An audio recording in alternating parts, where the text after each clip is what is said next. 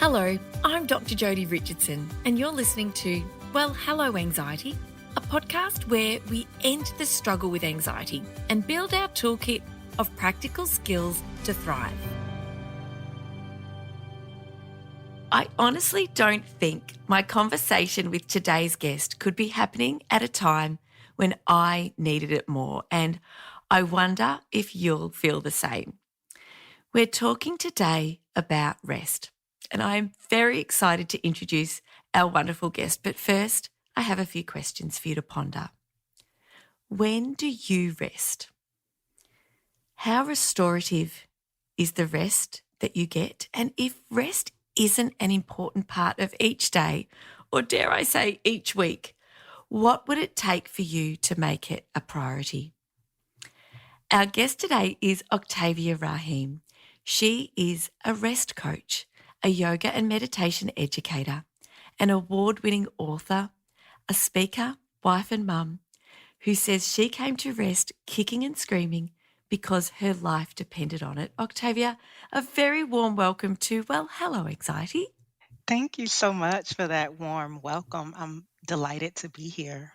It's really joyful to have you with us because I know that this is a conversation that so many people need to hear, and I am at the front of the queue.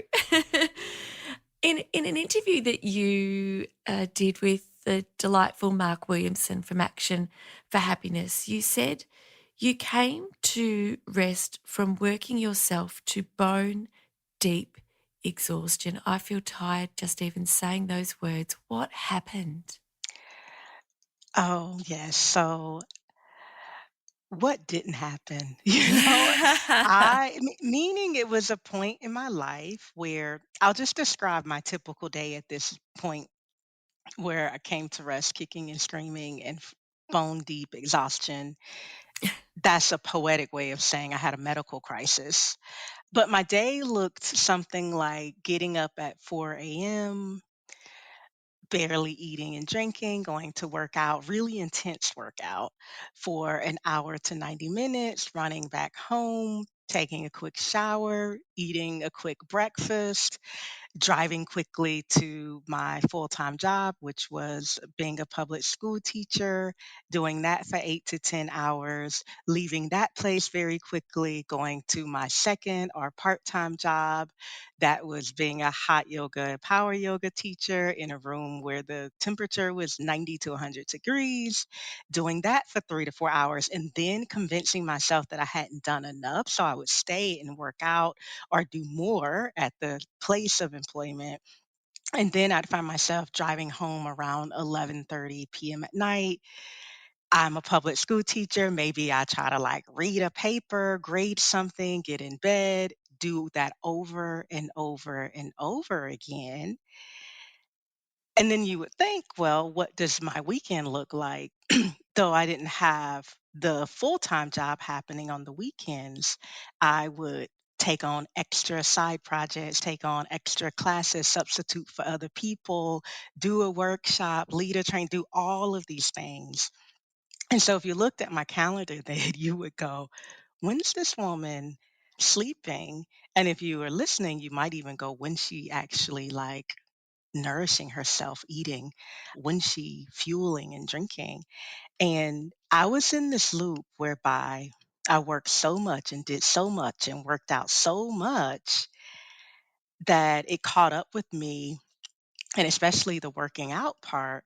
And I ended up with this condition called rhabdomyolysis, which is a rare condition where your muscles are breaking down rapidly. It can lead to kidney failure, all of these things, but it's a condition that the population it is most common in is ultra marathon runners. So here I am, a regular woman out here living my life at the level of intensity of an ultra marathon runner itself. The thing I've learned, because I'm actually really fascinated with ultra marathon runners, is that as intense as their workout schedule and their regimen around their physical demanding I don't know what to call it, hobby or work, being a Yes. runner is they are so intentional about their sleep, their care. Like the ultra marathon runner really understands that in order to ask that much of themselves, they have to give that much to themselves.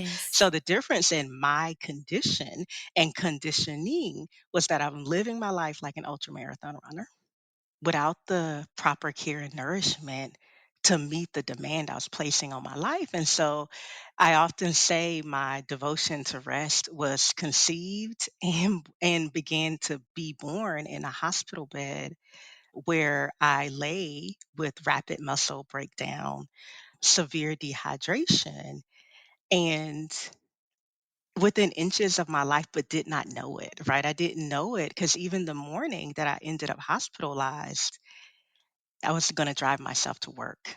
It's like, "I have to go to work," and my partner was like, "But you don't seem okay," and I'm like, "But I have work to do." Yes. And he said, "I'll drive you to the hospital," and I said, "I don't wanna be a burden to you. I don't want you to have to change your schedule for me.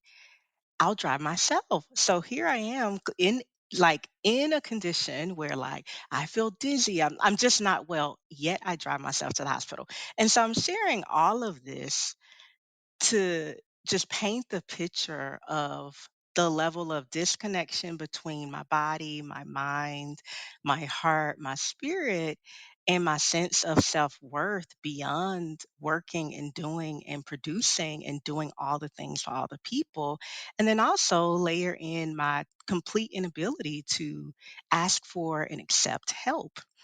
And so all of this comes to the most terrible head in the hospital room, and I think that nurses are some of the most incredible people on the planet. And I had this one nurse who, beyond just administering medicine to me, I like to say she ministered to my spirit because she asked me how'd I work my body into the condition I was in. Because on paper, I was presumably at my most fit, the closest to what's this BMI body met whatever, all of my numbers looked right in air quotes, yet I had landed myself in this positioning. And she said to me, "Do you know this scripture from the King James version of the Bible, which is Psalms 46:10?" And she said, "Do you know what it means to be still and know?" And I grew up like Southern USA Baptist. I knew that scripture, and I just started sobbing because A, she didn't have to, she kind of stepped out of a bound. She said, "I'm going to speak to more than your physical condition. That you are in a mental or spiritual crisis." And also this be still and know was inviting me into something that felt so foreign, so scary to me, this idea of being still, but yet it's coupled with this word of be still and know. The rest of that scripture is know that I am God. So she was inviting me into this stillness, a place of knowing, and invoking at the same time my need to learn what it meant to surrender to something, some force greater than myself, be that God, the God of your own understanding, be that a practice, something else, because up until that point, I was clearly subscribing to the church of exhaustion, to the church of rest, you know. And so I like to share that story because my experience doesn't have to be anyone else's experience, yet I also know that so many struggle with a sense of self-worth beyond what they can do and produce and perform for others. And I know that so many people are living at the edge of pure exhaustion, even if they won't have a physical collapse for it on the inside. They're battling with this need to pause, rest, and be, yet also this other voice that says you're lazy if you don't, the guilt and the shame that comes up when we rest. So that is how I came to be. That's part of the story of how I came to be a teacher of rest. And what I mean when I say kicking and screaming and dragged to it, I was, right? That's not every rest teacher or rest coach's testimony. For me, it wasn't easy. I had to learn, and that's why, and my book is Pause Rest Be. My second book is Pause Rest Be, because the prerequisite to a deeper relationship with rest is really relationship with the pause. Mm. You know, It is, and I know that you, as a practitioner, feel very strongly about supporting anyone that you connect with to start to put something into practice. And I wonder if now might be a lovely time for us all to take a pause and for you to start to teach us how we can start at that point on our journey to rest. yes. I love that. Before we hit record, we were talking about how we can read about rest, we can talk about anything until we're blue in the face. And at some point, we have to have an embodied, practiced, or practical relationship with it. And so, a step before pausing is actually paying attention to the pace that you are moving at, paying attention to the pace that, say, you're talking at, and then being intentional about slowing that pace down a half a beat. Right? And so that's my first invitation, is to notice what you're doing, and can you slow that down? It might be imperceptible slow down to an external eye, but you know that you shift gears a little bit. That goes without saying that if you're driving, you're going to be really mindful and keep paying attention to the task at hand, which is driving. Then after you've slowed down, if you're talking or moving, whatever, even if you're walking and listening to this, you slow down a little bit. My next invitation is to slow down even more and then move to a place where you can pause. So I don't invite people to, the feeling of, no one does this, I'm sure, drive 100 miles per hour, right? But if you're driving that fast and then you slam on the brakes to a pause, it's very jarring. And so I invite people to titrate, to switch gears slowly, and then come into a place of pausing. And then notice your body. And what I mean by notice your body is notice where your feet touch the ground, where your hips touch the chair, where your hands are in space, where your hands touch your body. You can scan your body from top to bottom, left to right. And what I mean by that is just to notice there's an arm, there's a shoulder, there's a hand, and to take a moment and do that.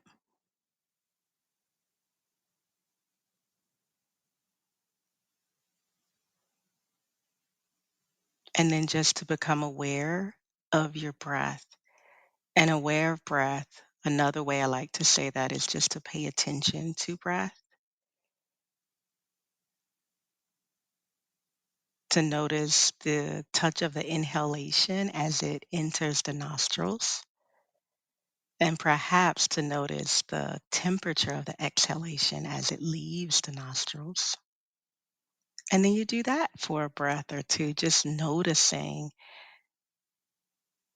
the texture, the actual sensation of the inhalation and exhalation.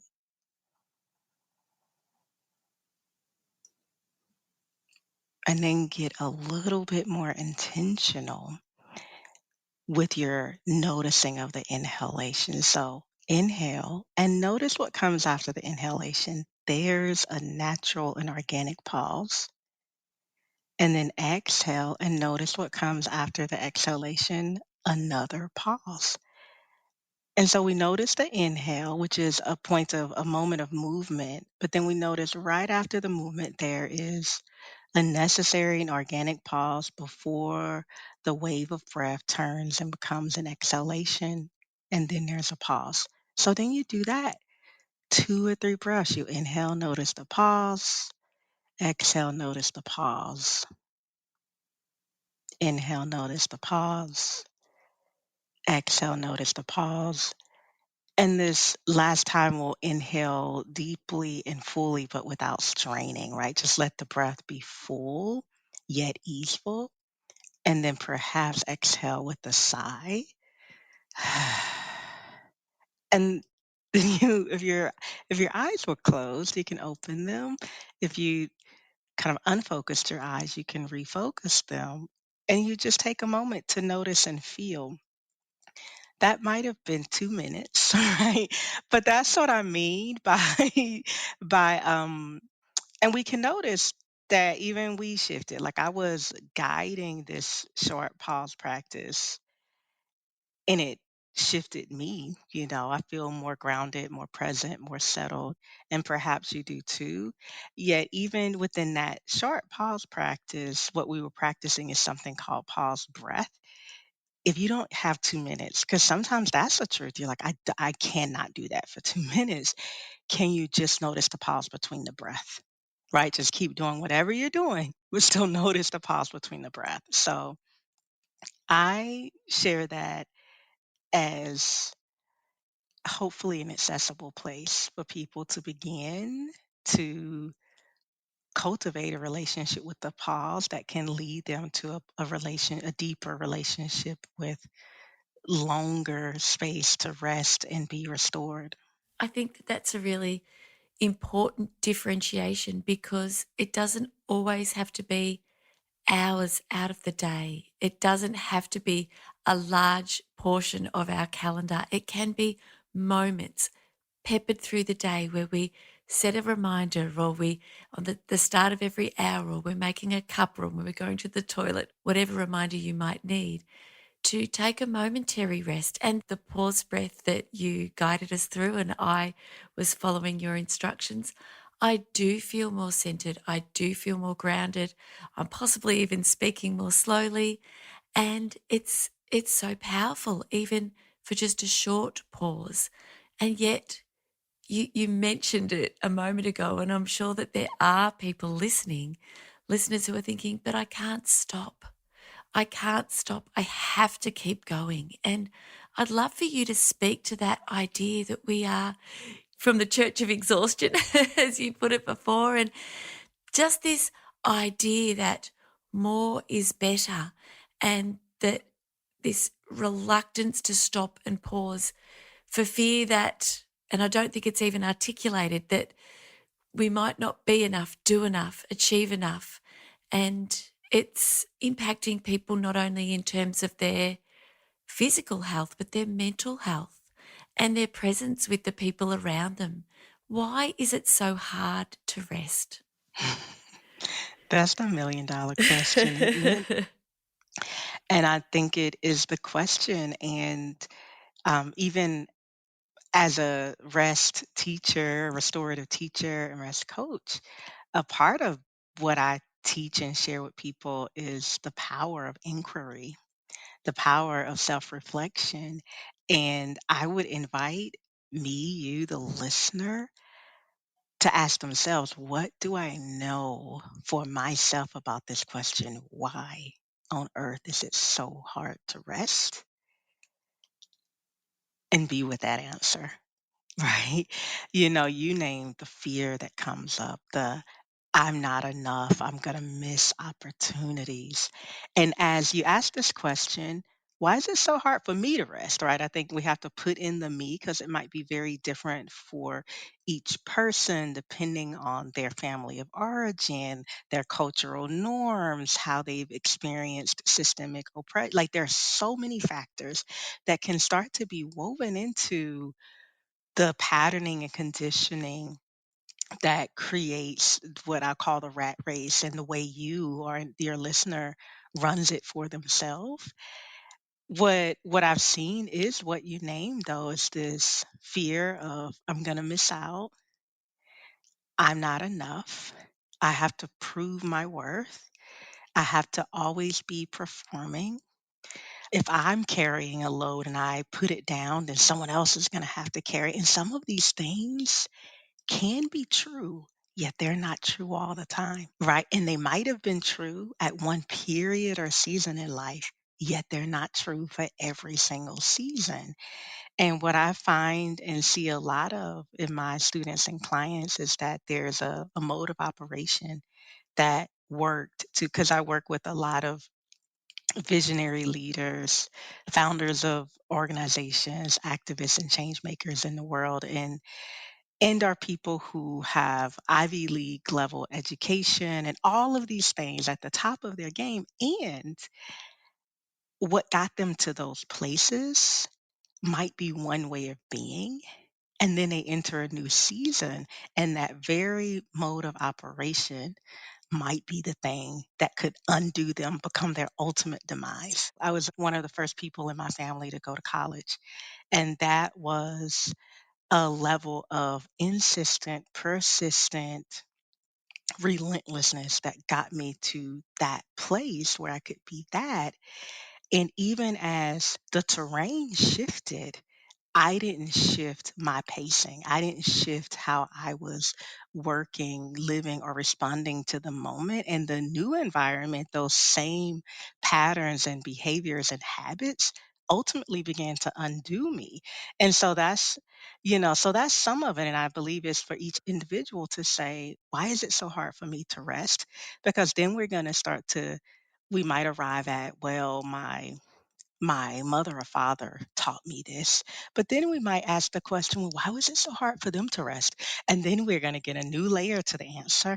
And then if it's like, well, our great grandmother, and then you go, well, my family immigrated to this country. And, like you start to get to the layers. And for me, these inquiries around why is it so hard to rest always land me down to the marrow of having more self compassion for my condition and other people's condition. And because it's very easy to go, why am I this way? I'm so tired, but I won't stop and I won't quit, and to not be kind to the self, right?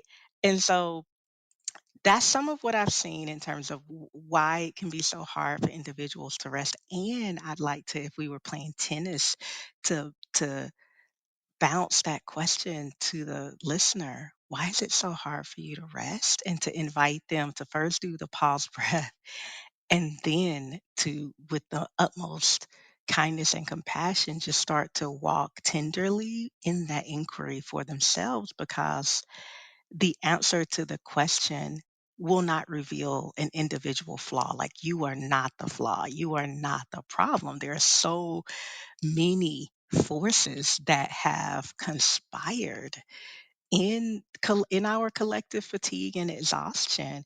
And is how I know and just really trust that one pause breath at a time, one rest practice at a time, we can start to undo the entanglement we have with this distorted relationship to working and doing.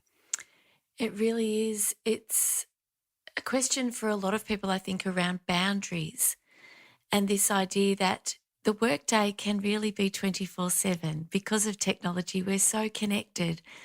And it really is up to us to put the boundaries in place and to put away our devices or to put them on silent or disable our notifications or set a time, 6 p.m., for example.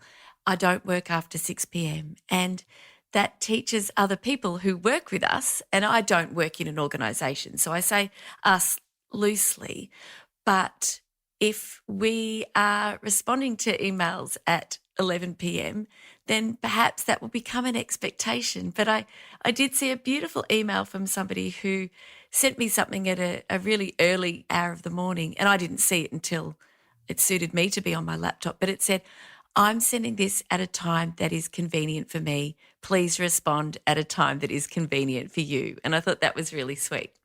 Yes, I love that. I've heard of boundaries that stated that they're not for the other person to know what to do necessarily. It's for you.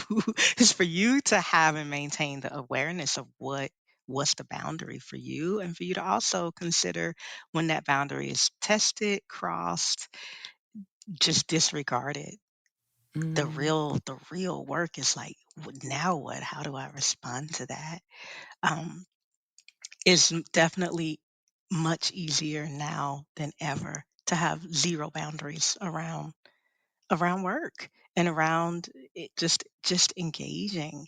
I have an office in my house, and I also work. Sometimes I work for myself, right? So I also will sometimes work outside, or I'll work in my dining room, or I'll even sit and work at my couch. And one thing I am really aware of is that if I leave my computer in my office there, because it's like downstairs, like I have to like do Yes. some maneuvering to get back to it, you know. So if I'm like a personal boundary for me is the actual place I place the device, like I leave my phone in my kitchen at night, Yes. like they think little things like that, they start to make a huge difference until we have the inner discipline and boundary to honor it. Sometimes the physical location of things can really support us in maintaining a boundary. Yes, I agree with you. I agree entirely. And it's role modeling for the people around us. We're both mums. We both have children, and I fear that last night, and the irony, you heard my introduction, and I was having a chuckle with Octavia before we hit record, that I am personally feeling extremely overwhelmed with a lot of things that I need to get done by certain dates at the moment. And I worked all day yesterday presenting at a school, 4 different presentations. It was a really rich and joyful day for me, but I'm running on adrenaline all day. I came home and my husband is away for work. And so I'm talking to the kids, doing dinner. Then I sat down to do some more work. And at 11 o'clock, my teenage son sort of wanders out, pokes his head around the door in the next room. And he said, "Oh, Mum, I was just wanting to check on you if you were still watching TV. I think it might be time to go to bed." And I love that. I thought, how thoughtful and kind. And he must have seen the light on if he got up himself. And that him witnessing me working till 11 is not the role modeling that I want for my kids. There are times when that's necessary, and last night it was necessary. It's not typical for me, but we I think it's really important that we do it for ourselves, but in doing it for ourselves, we're starting to teach the very special people around us how important it is too, aren't we? Hmm. This is true. And I love what you said, that there are times when it is necessary, right? Because I want to underscore that the challenge we run in kind of societally is when we start to live like every single thing is urgent and every single day working until midnight or 11 p.m. is necessary, right? Because that is not true, right? And it leaves the scale tipped in a direction that it only starts to like point down, right? Like you can't it's that's a lot to carry for too long. Yeah.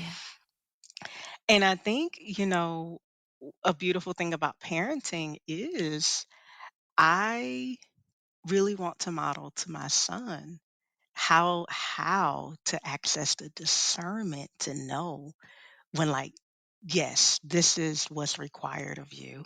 I don't know, 9 p.m., let's just say a time is required of you, and how, though, to dance more harmoniously and seamlessly than it does seem to appear for adults to do between effort and ease, right? Mm, Because I'm also a yoga teacher, and right, and then the asana or physical practice, the dance we are dancing is, say, like a warrior two. Like you need to anchor the feet, you need to engage the body, and can you access ease in your breath as you do all of that, or can you maintain and hold this really strong posture with also excess of ease? And I think that's like teaching and modeling, like how to be in discernment of that is important, right? Like the workday needs to have a start and an end, yes. right?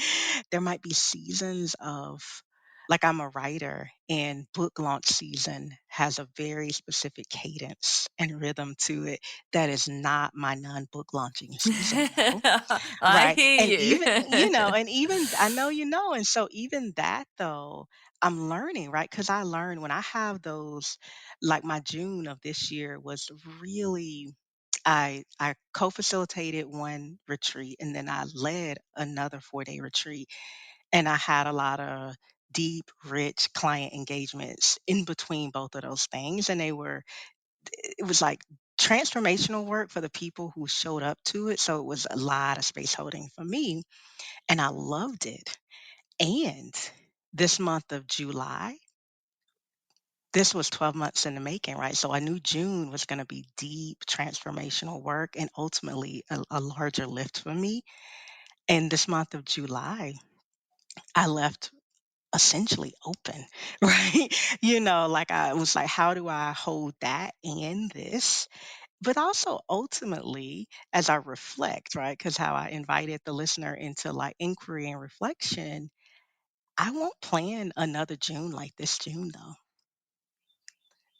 Like it was beautiful because of my own evolution and where I was. A part of me thought it was necessary in living through it and being deeply reflective and honest with myself. Also tells me that it doesn't have to be that way and I can make different choices, right? And some of those choices might look like sometimes people might ask you to do something and then you go look at your calendar and you go, there is no way I can do that when they asked, and I really want to be in community with this person. This is meaningful work. I want to do it. We always have the agency to say, I can't do it this season. What about next season? Yes, Right? yes. Like, and I'm, and it takes practice to do that because we have a lot of, and I'll say women, I don't know because I've not lived in a male body, but I feel like women, we have a lot of conditioning around like people pleasing and saying yes, even when a part of us senses the answer is no. But I also think part of that is that women we have experiences where our no isn't honored, right? Mm, So then we start to dishonor our no, right? And are we even taught like, well, what does no feel like? How do you and so this is layers to the conversation. But even if we think about the cadence of our own work, and just like I rest with women sometimes who the work we do is me helping them look at their calendar and say we're actually not putting anything else on this for 3 months. yes. Right, so it's already over full. Like there's a point that you have to shut it down. Like, Yes. and because I'm a student and teacher of the both, and I often invite people into the to hold lightly this kind of inquiry truth, like can you trust that you've done enough even if there's more to do? Because the truth of adulthood is that the to-do list is endless. You mark one thing off, two things are added, right? And I'm like, if we actually can make peace with, there's a running catalog of things we want to do and experience, responsibilities, and even obligations. Okay, like when I can accept that, it actually softens me a little bit. Mm, And it also then gives me clearer space to go, well, what's really important for right now? And then once I do that, now what's really important for right now? And at some point, what's really important is that I get some rest, right? That I take care of myself, right? You know, yes. Yeah. um, And you're a living, breathing example of if you don't factor rest into your schedule, if it's not an important part of your routine, it's forced upon you. And it's most mm, inconvenient when that happens. And it's also quite frightening because you've been through something that was very serious and probably very worrying. And nobody wants to get to the point where they're experiencing bone deep exhaustion and the rest all of a sudden is forced upon you. You've got no control. Everything's off the calendar and you're relying on other people to do other things for you in ways that you would never have said yes to before. And so we really have a choice. I really feel strongly that I'm in the boat whereby I have this conditioning to do more. And especially, I don't know if this is because I work for myself, that I am the person that drives the resource development and the relationship building, and I love it just like you do. Mhm. And I do have help. I do have somebody that works for me, and she's absolutely wonderful. But there's only so much that somebody else can do when it's you at the helm. But I think in the long term, if we don't pace ourselves and incorporate pauses and rest and time for reflection and time for celebration as well of our That's achievements, right. what sort of a life is that? Yeah, what's the point of that, right? Yeah, Yeah. yeah. Yeah. And where I've come in my own evolution is just redefining, like shaking off others' definitions and of so we're using this word more, do more. And I think a lot of deeper, go deeper.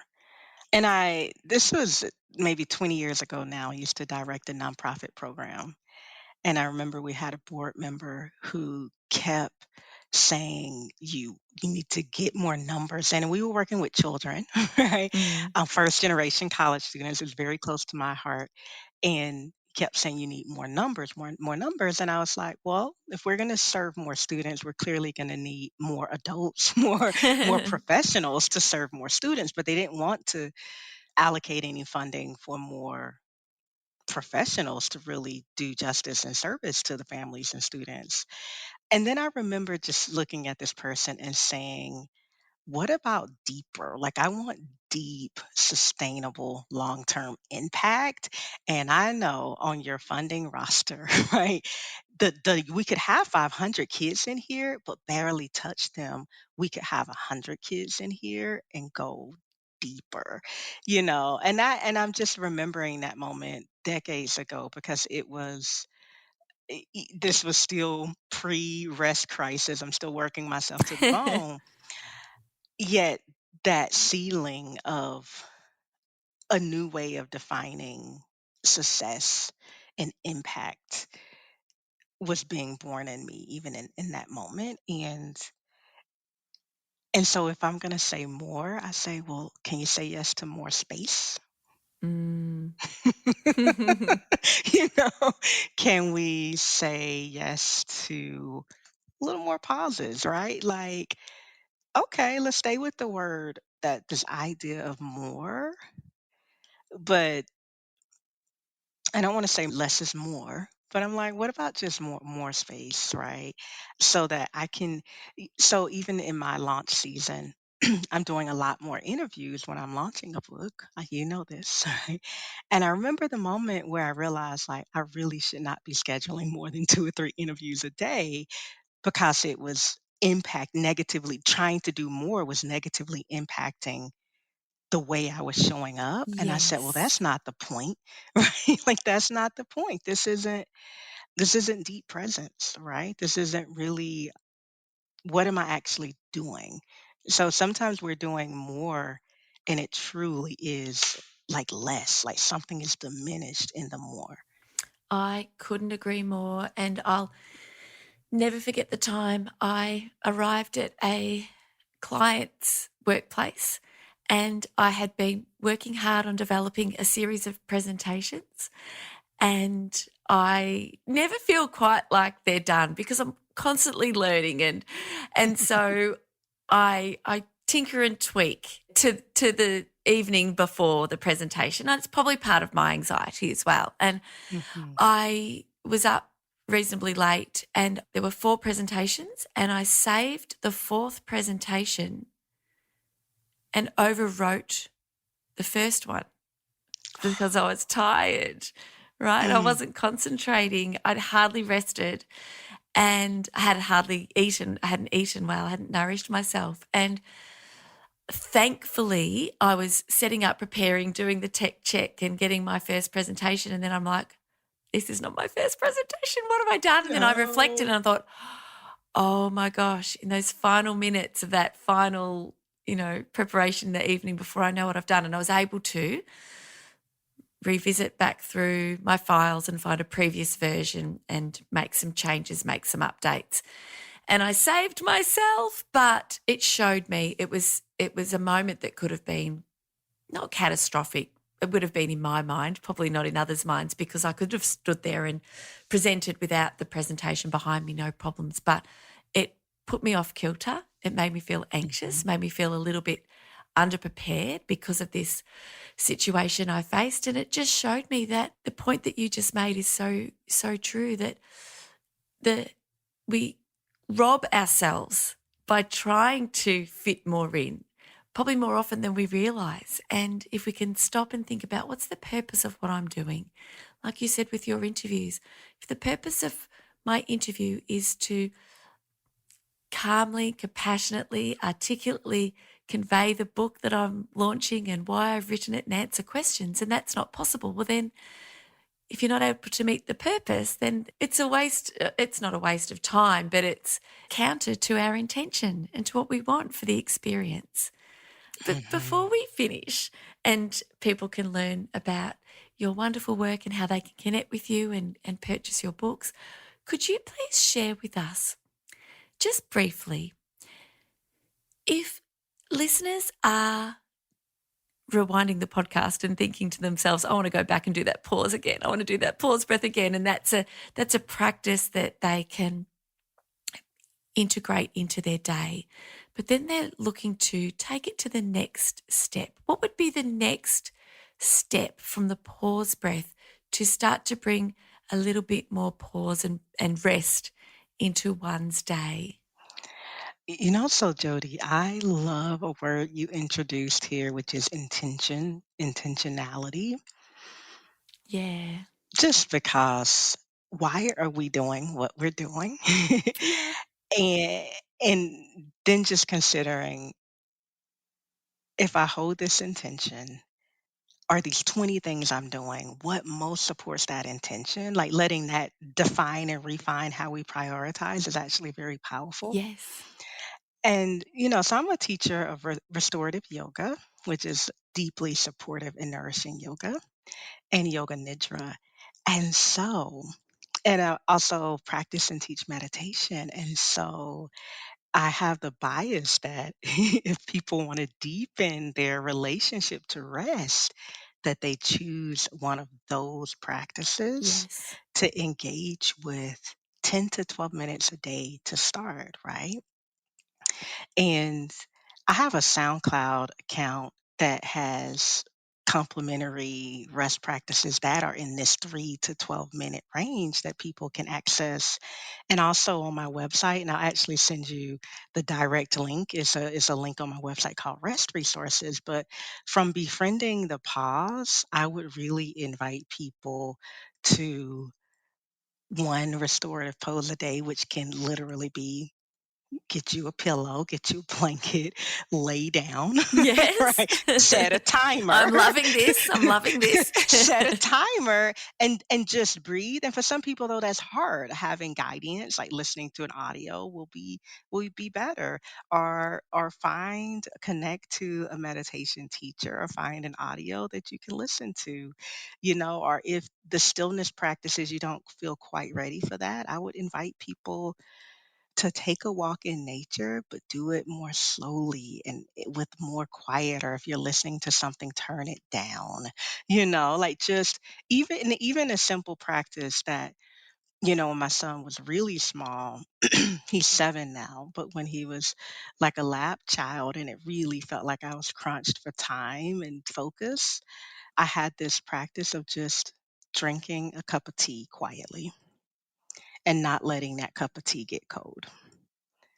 And so Yes. and that is 3 to 5 minutes. I'm like, "This is called Yeah. this is called tea meditation," meaning this I'm gonna get this moment to myself. 'Cause, like, Yes. if you could put a cup of tea down when you're, like, a busy parent and Yes. do 10,000 things before you get back to the cup of tea, and now it's cold, right? And so it Yes. was just this little, and I feel like I got this from, like, some parenting book I read where this mother was, I can't remember who, I would love to give credit, but just cup of tea, if you're a tea or even a coffee drinker, just don't put it in a cup that will keep it hot. Put it in the actual mug and let your practice be, I'm going to sip this and drink this while it is hot. This is my moment to myself and for myself. Yes.